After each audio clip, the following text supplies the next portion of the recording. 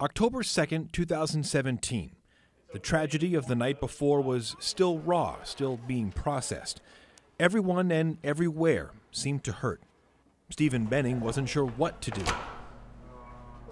The UNLV professor's field is psychology. It was there, in research. He felt a difference could be made. Just weeks after 1 October, Professor Benning typed up this questionnaire. So this is just a way to understand how people reacted to the traumatic stress of the Route 91 shooting, who they were with, how they felt, what's missing from what they understand. A study to gauge the immediate psychological effects of the tragedy. We didn't want people to feel like they had to tell us anything.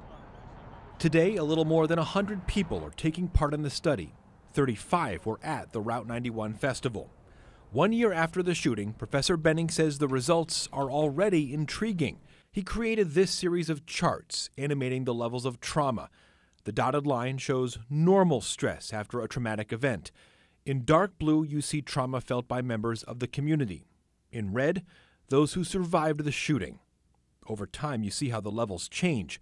6 months afterwards, the community returns to relative normalcy, but for survivors.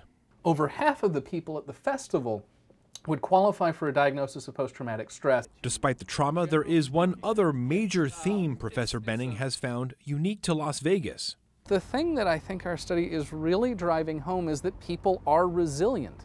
Benning says the study actually shows a spike in gratitude, in strength. There was unity to their experiences in a way that I think the field wouldn't have expected. We are a community.